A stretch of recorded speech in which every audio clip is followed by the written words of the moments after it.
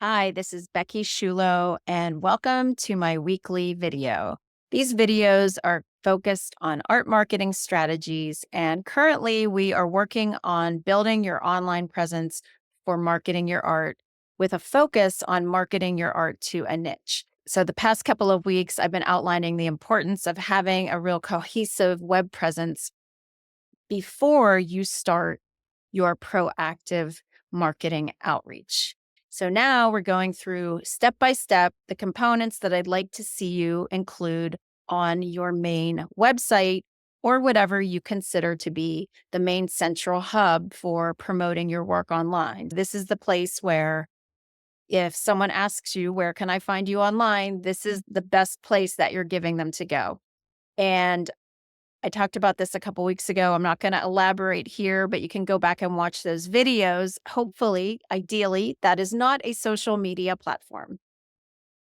Today, I'm going to talk about the first component that I want you to work on, and that is your About page. So, the About page is something that we might think, well, About page, put a little thing up there about ourselves, and no one's ever going to really read it, right? But really, what I'd like you to do here is think of this as your personal spotlight. So, a place where you get to shine and let your audience know what you're all about, what your work's all about. If someone wants to learn more about you, yes, the work could draw them in or probably will draw them in first. But the more they want to learn, they want to know about the artist behind the work. So, this is where they're going to go. Before I get into the specifics about what I would like you to include on this About page, I'll just say that this is more than just a random collection of facts or a listing of all the exhibitions you've done for the past 10 years. This is not a resume. This is a strategic tool. So, just like with other parts of your marketing strategy, and if you've listened to me for any time now, you're going to know I sound like a broken record on this, but you should be keeping your goals and audience in mind with everything that you're doing. And so, as part of this process that we're working through, having a clear understanding of your audience is important. When we work on this About page, we have that audience in mind. Okay. These are all components or things that I'd like you to share on this About page, but they don't have to be in the order that I'm offering them up to you here. And ideally, you'll be writing this in a narrative format, so maybe a couple paragraphs, and I'll talk a little bit more about that style later. But again, you don't have to, maybe because of what you're doing, you might not include all of these, but you should try to get close. Okay. So, the first thing we're going to do is we're going to introduce ourselves. So, that is, we have to share, right? A welcome to my page or um, I am, and then start explaining who you are. That's your introduction. And you're just going to offer the basics. I mean, name, what you're doing, your artistic medium, discipline, and a brief introduction. You might include where you're based, if that's relevant. Try to make it engaging right from the get go. The next thing would be to share your story. So, somewhere on this About page, I'd like to hear about your story as it relates to your art. So, this could include how you got started, experiences that have informed your work, pivotal moments that have shaped your career. This is where, again, that personality can really start to come out and you can share the story behind the work. The next component, I would say, if you can share something about your vision as an artist, there might be a little overlap here with story, but what's driving you? What inspires you? What kind of themes are you exploring? And why are you exploring them? And where do you want to go with them? You don't have to get too personal here, but if you can give people an idea of the big picture and where you're headed, that helps them to buy into that vision with you and come along for the ride with you. And it's exciting for people to follow an artist and to see their growth. So share that with them in the best way that you can.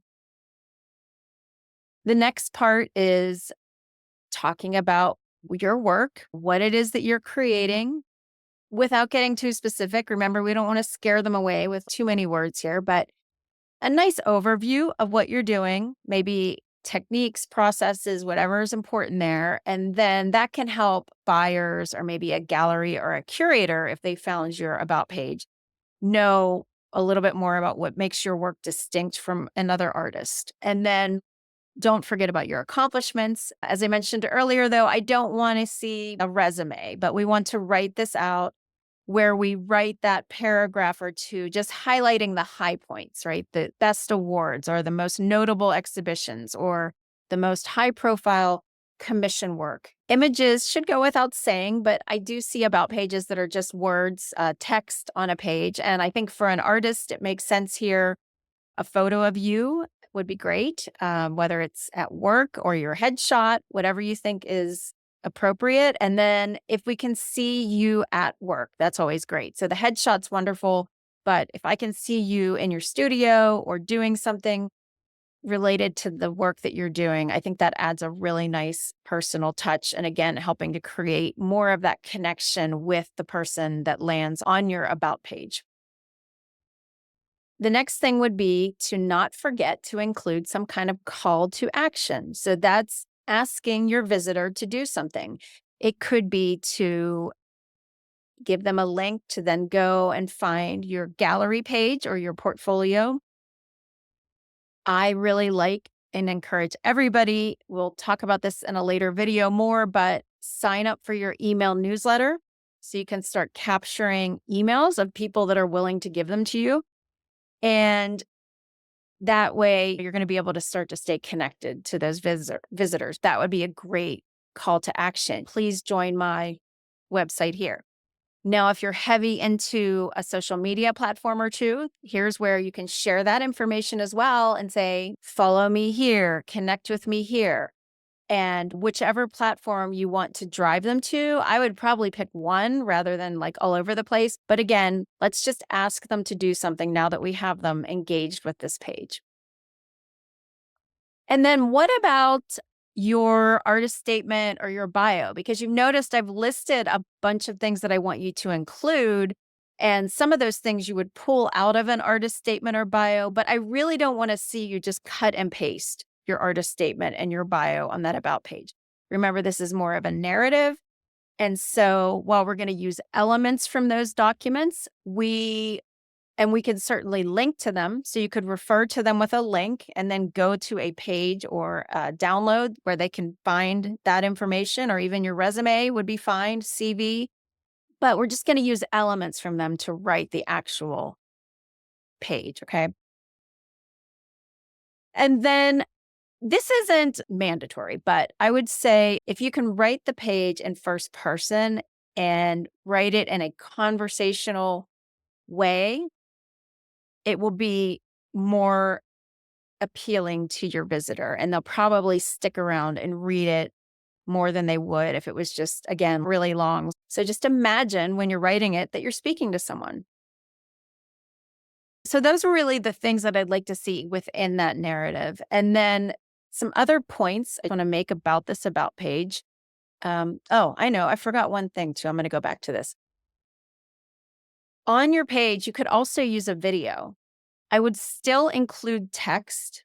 I would not leave that out because some people aren't going to want to watch the video for different reasons. So we still want to include the text, but you could absolutely have a welcome video and maybe show some of your work. I mean, whatever you want to do with that. But I think that could be really engaging as well. So we've got all the content. We know what we're writing. What are some other things to keep in mind?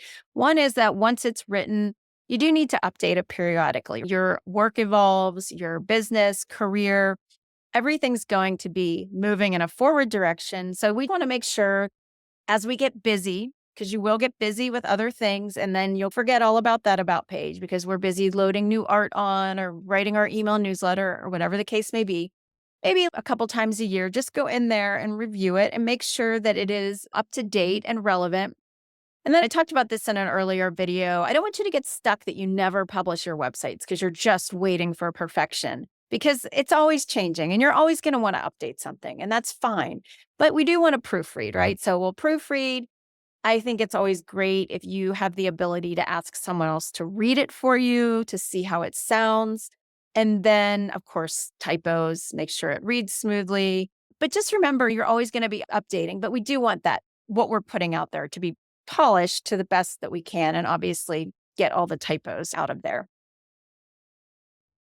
And that's it. So now you have my thoughts on creating that about page that not only gives information about you, but really engages, maybe can capture that audience enough that they'll say, I do want to follow this person on Instagram, or I do want to sign up for their email newsletter. So I hope that was helpful. Thanks for watching again. And don't forget, if you subscribe to this channel, then you will not miss these videos. And as always, I'm going to have resources below. And next week, I'm talking about your portfolio, or how you present your gallery of art online as part of this whole web presence. Thanks. See you then.